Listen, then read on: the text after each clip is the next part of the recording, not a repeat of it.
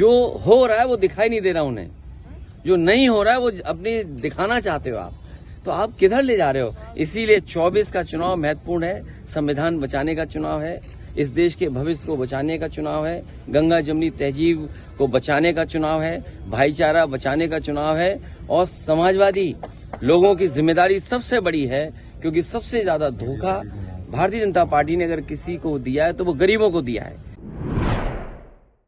2024 के चुनाव को लेकर के सियासी गलियारों में चर्चाएं तेज हो चुकी हैं। जिस तरीके से यहाँ पर ये पूरा माहौल बनता हुआ नजर आ रहा है, उसमें एक तरफ एनडीए गठबंधन है तो दूसरी तरफ इंडिया गठबंधन, यानी कि पक्ष और विपक्ष एक दूसरे को बराबर से टक्कर दे रहे हैं। इंडिया गठबंधन में 28 दल शामिल थे, लेकिन कई दिग्गज क्षेत्रीय नेता यहां पर अपनी पार्टियों को इस गठबंधन से अलग कर चुके हैं। मायावती का नाम भी इसमें शामिल करने की तमाम अपडेट्स आ रही हैं और उनकी पार्टी के शामिल होने की बातें भी की जा रही हैं। दूसरी तरफ नीतीश कुमार और ममता बनर्जी इस गठबंधन से किनारा कर चुके हैं। ऐसे में उत्तर प्रदेश पर सबकी नजरें टिकी हुई है। उत्तर प्रदेश में 80 लोकसभा की सीटें आती हैं, जहां पर कांग्रेस पार्टी के पास तो महज एक रायबरेली की सीट है, जबकि दूसरी तरफ अखिलेश यादव लंबे वक्त से उत्तर प्रदेश की राजनीति को करीब से देखते हुए आ रहे हैं, पूर्व मुख्यमंत्री भी रह चुके हैं। इस चुनाव में इंडिया गठबंधन को उत्तर प्रदेश में लीड भी कहीं ना कहीं अखिलेश यादव ही करने वाले हैं, और ऐसे में मायावती को साथ लाने की उनकी जो बड़ी ख्वाहिश है वो अभी तक पूरी नहीं हो पाई है, लेकिन कोशिश लगातार जारी है। अखिलेश यादव कह रहे हैं कि हमारे साथ जो भी मुद्दों की राजनीति करना चाहता है, लोगों की आवाज उठाना चाहता है, उनका खुले दिल से स्वागत है, आए और साथ में मिल करके काम करें। यानी कि साफ संदेश देना चाह रहे हैं यहाँ पर बहन कुमारी मायावती को, जो कि उत्तर प्रदेश की 4 बार मुख्यमंत्री रह चुकी है।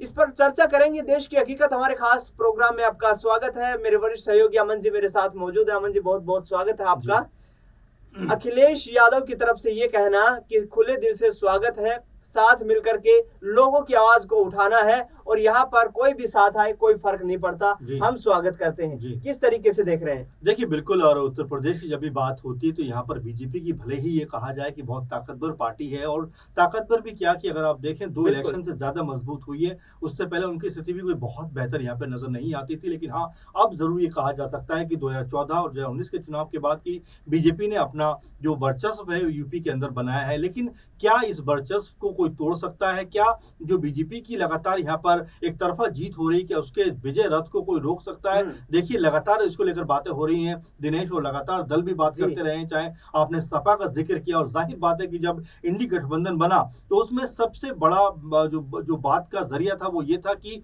क्या यूपी के अंदर जो अखिलेश के साथ में क्या मायावती आने को तैयार होंगी, क्या सपा और बसपा का जो गठबंधन होगा? क्योंकि 2019 में हमने देखा कि जब सपा और बसपा मिलकर चुनाव लड़ते हैं तो 15 सीटों पर जीत दर्ज करते हैं। तो ऐसे में एक संभावना के तौर पर यह देखा गया कि क्या यहां पर अगर दोनों दल साथ में आते हैं तो ये दोनों दल बीजेपी को कड़ी चुनौती, कड़ी टक्कर दे सकते हैं। क्योंकि देखिए, 2019 में मामला कुछ और था, बीजेपी बड़े अपने कह सकते हैं पूरे शबाब पे थी, लेकिन अब वो शबाब धीरे धीरे डलना शुरू हो गया, क्योंकि लोगों ने अब उनसे मुद्दों पर बात करना शुरू कर दिया कि भाई आप नौकरी क्यों नहीं दे रहे हैं, आप जो है लगातार महंगाई जो बढ़ रही है उसके ऊपर क्यों बात नहीं करते हैं, आपने ब्लैक मनी के जरिए कहा था कि आतंकवाद खत्म हो जाएगा, खत्म हुआ क्या? ब्लैक मनी वापस आई क्या? ऐसे ढेरों कह सकते हैं उनके द्वारा जो कही गई बातें थी उसको अब लोग कोट करते हुए नजर आते हैं। तो यहाँ पर स्थिति ये थी कि अगर बसपा और सपा, दिनेश जी, अगर साथ में दोनों आते तो आंकड़ेबाजी में अगर हम जाएं तो लगभग ये आप मान के चलिए कि जो सपा है उसके पास में तकरीबन 20 से 25 जो फीसदी के आसपास वोट है यूपी के अंदर। वहीं मायावती के पास भी 15 से 20% वोट है, और बारंबार इन आंकड़ों को रखा जाता है इसलिए क्योंकि अगर दोनों ये मिलते हैं तो ये 45% के आसपास दिनेश जी हो जाता है, और अगर 4-5% कांग्रेस पार्टी के भी जोड़ दें तो ये बनता है 50%। और बीजेपी के माथे पर शिकन लाने के लिए ये जो आंकड़ा है बहुत ज्यादा है, इसीलिए बारंबार इसको लेकर बात होती रहती है। अखिलेश यादव बारंबार यही बात कहते रहे हैं कि सब लोगों को साथ आना चाहिए जो बीजेपी को हराना चाहते हैं, बीजेपी को सत्ता से बाहर करना चाहते हैं, इसीलिए बार बार उनका इशारा मायावती की तरफ नजर आता है। लेकिन मायावती का जो रुख है वो फिलहाल ऐसा लग नहीं रहा कि वो साथ आने को तैयार होंगी। अमन जी, मायावती ने यह कहा है कि बीएसपी के बिना किसी भी पार्टी की दाल उत्तर प्रदेश में विशेष तौर पर गलने वाली नहीं। जी। तो क्या यहाँ पर ये भारतीय जनता पार्टी के लिए संकेत है या फिर इंडिया गठबंधन के लिए संकेत है? किस तरीके से देख रहे हैं आप मायावती के इस बयान को, और जो उन्होंने कहा है कि यहाँ पर दाल गलने वाले नहीं है, तो क्या तमाम राजनीतिक नेताओं के माथे पर यहाँ पर शिकल लाने की कोशिश है? देखिए दिनेश जी, बिल्कुल महत्वपूर्ण बात आपने कही है। और देखिए अगर हम देखें बीजेपी के लिहाज से तो ये उतना बेहतर नजर नहीं आता, क्योंकि बीजेपी की, जैसे हम बात भी कर चुके हैं, मजबूत स्थिति है उत्तर प्रदेश के अंदर। आपने 2022 में देखा कि जब वहां पर विधानसभा चुनाव होते हैं तो एक तरफा जीत उनकी नजर आती है। लेकिन देखिए मायावती के लिहाज से ये बात कही जा सकती है कि खुद तो जीतेंगी नहीं, लेकिन समाजवादी पार्टी का खेल जरूर बिगाड़ देंगे, क्योंकि आपने देखा उनके हिस्से महज एक सीट आई, लेकिन ऐसा लगभग 80 सीटें थी जहां पर बसपा ने सीधे तौर पर सपा को नुकसान पहुंचाया, हराने का काम किया। यही वजह है, लगातार बार बार लोग यही बात कह रहे हैं कि अगर बीएसपी और सपा अगर साथ में आते हैं, क्योंकि जो वो मायावती बात कह रही हैं कि मेरे बिना यूपी के अंदर, या ये कहें कि राजनीति में यूपी की किसी की दाल गलने वाली नहीं है, उसके सीधे सीधे मायने ये होते हैं कि उनके बिना जो सपा कांग्रेस पार्टी सपना देख रही है बीजेपी को टक्कर देने का यूपी के अंदर, वो संभव नहीं है। तो ऐसे में उनकी क्या ख्वाहिश है, क्या वो चाहती है, जरूर उनको बताना चाहिए, क्योंकि अकेले तो उनकी भी दाल नहीं गलेगी, ये भी उनको पता होना चाहिए और पता होगा भी उनको, क्योंकि हम देख रहे हैं 2014 में वो अकेले चुनाव लड़ती हैं, एक भी लोकसभा सीट उनके हिस्से नहीं आती है। 19 में वो सपा के साथ में गठबंधन करती हैं, 10 सीटें उनके हिस्से में आती हैं। तो आप ये जरूर मान के चलिए कि कहीं ना कहीं उनका जो वोट बैंक उनकी मुट्ठी से खिसक गया है, तो उनकी भी अब वो जमीन उतनी मजबूत है नहीं कि अपने बूथे यहाँ पर वो अपने लोकसभा के जो प्रत्याशी उनको जीता पाए। और यही वजह कहा जा रहा है बार बार कि जो वोट बैंक उनका है और जो सपा का वोट बैंक है वो साथ में मिल जाए, तो यहाँ पर जो है उत्तर प्रदेश की जो राजनीति, यहाँ पर बीजेपी को रोकना आसान हो सकता है। बिल्कुल, यहाँ पर बीजेपी को रोकना आसान हो सकता है। इस पूरे मसले पर अखिलेश यादव पूर्व मुख्यमंत्री उत्तर प्रदेश क्या कुछ कहते हैं, आपको सुनाते हैं इस रिपोर्ट में। अभी बातचीत चल रही है, कई दौर में बातचीत हो चुकी है, कई सूचियां उधर से आई, सूची इधर से भी गई। जिस समय सीटों का बंटवारा हो जाएगा, समाजवादी पार्टी उनके न्याय यात्रा में शामिल हो जाएगी। कांग्रेस के प्रभारी कह रहे हैं सर कि हम मायावती के संपर्क में है, बातचीत चल रही है। देखिए, उन बातों को मैं नहीं दोहराना चाहता हूँ। किसी दल का किससे बातचीत है मैं नहीं दोहराना चाहता हूँ। और मीडिया के लोग, आप भी सोचो, आप भी पॉलिटिकल पार्टी मत बनो। मैं जब चर्चा सुबह सुबह सुनता हूँ, देखता हूँ, आपको बजट अच्छा मिलता है, जिसको बजट अच्छा मिलेगा वो भाषा उसी की बोलेगा जो बजट देगा। कहीं ऐसा ना हो कि कुछ ऐसे फैसले आ जाएं तो आपका चैनल की क्रेडिबिलिटी क्या बचेगी, या जो लोग ज्ञान दे रहे हैं उनकी क्रेडिबिलिटी क्या बचेगी। जो हो रहा है वो दिखाई नहीं दे रहा उन्हें, जो नहीं हो रहा है वो अपनी दिखाना चाहते हो आप, तो आप किधर ले जा रहे हो। इसीलिए 24 का चुनाव महत्वपूर्ण है, संविधान बचाने का चुनाव है, इस देश के भविष्य को बचाने का चुनाव है, गंगा जमनी तहजीब को बचाने का चुनाव है, भाईचारा बचाने का चुनाव है।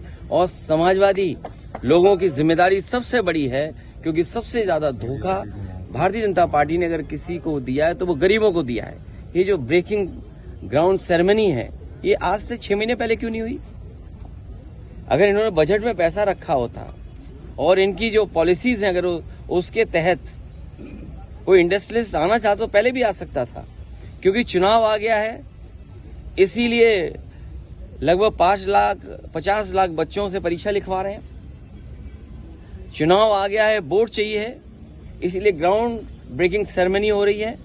इससे पहले क्या इन्वेस्टमेंट आया है और उस इन्वेस्टमेंट से कितनों को नौकरी और रोजगार मिले, ये सरकार रहेगी तो बाबा साहब भीमराव अम्बेडकर जी का और समाजवादियों का जो आंदोलन रहा है, जो संघर्ष रहा है आरक्षण बचाने का, ये सरकार पूरा का पूरा समाप्त कर देगी। अध्यक्ष जी, स्वामी तो आपने सुना, यहाँ पर अखिलेश यादव भी मायावती को लेकर नरम रुख अपना रहे हैं और आने वाले चुनाव के लिए यहाँ पर कोई किसी प्रकार की जो है प्रतिक्रिया उनके खिलाफ व्यक्त करते नजर नहीं आ रहे हैं। अमन जी, छोटा सा सवाल, कांग्रेस पार्टी कितनी यहाँ पर मेहनत करती हुई दिखाई दे सकती है और क्या राहुल गांधी की भारत जोड़ो न्याय यात्रा रंग ला सकती है? देखिए बिल्कुल, और देखिए शुरुआत कहीं से भी और कभी भी हो सकती है। देखिए हार जीत तो राजनीति का और तमाम चीजों का हिस्सा है। कई बार लोग स्पोर्ट्स में हार जाते हैं और लेकिन क्या वहां पर रुक जाते हैं, नहीं रुकते, उसके बाद फिर मेहनत करते हैं, अगली बार फिर आते हैं और जीत दर्ज करते हैं। यही कुछ कांग्रेस पार्टी को भी सीखना चाहिए कि उनके तमाम जो नेता यहाँ वहां भाग रहे हैं, बेहतर ये होगा कि अपनी पार्टी को मजबूत करें, ताकत दें। राहुल गांधी जो देखिए कहाँ से निकलकर कहाँ जाना चाहते हैं, यात्रा के जरिए कहीं लोगों को जोड़ना चाहते हैं, लेकिन उनके जो नेता हैं वो यहाँ वहाँ मुंह देख रहे हैं। मेरे ख्याल में ये नहीं होना चाहिए। राहुल गांधी के साथ अगर वो इम्पैक्टफुल तरीके से लगे तो मेरे ख्याल में बीजेपी का मुकाबला कांग्रेस पार्टी कहीं ना कहीं कर सकती है, क्योंकि लगभग दल यही मानते हैं कि अगर बीजेपी को रोकना है तो कांग्रेस पार्टी को मजबूत होना बेहद जरूरी है। तो ऐसे में उनके अगर दिग्गज नेता जैसे कमलनाथ का जिक्र कर सकते हैं, इसमें वो भी तमाम नेताओं का जिक्र कर सकते हैं जो नाराज नजर आते हैं। देखिए, नाराजगी चलती रहती है, लेकिन इसका मतलब ये नहीं कि पार्टी छोड़कर आप चल दो। तो ऐसे में अगर ये बड़े नेता, मुझे ऐसा लगता है दिनेश कि अगर ये बड़े नेता राहुल गांधी के साथ में आते हैं, मेहनत करते हैं, मजबूती से अपनी बातों को लोगों के बीच रखते हैं, तो मुझे ऐसा लग रहा है कांग्रेस पार्टी एक जबरदस्त टक्कर दे सकती है। बिल्कुल, यहाँ पर विपक्ष एकजुट होकर के और भारतीय जनता पार्टी को टक्कर देने की कोशिश कर रहा है, और इसी कोशिश में लगातार तमाम राजनेता अब अपनी जोर आजमाइश करते नजर आ रहे हैं। फिलहाल हमारे इस खास कार्यक्रम में इतना ही। अमन जी, आप जुड़े, आपका बहुत बहुत धन्यवाद। देश दुनिया की तमाम बड़ी खबरों के लिए आप देखते रहिए नेक्स्ट 9 न्यूज।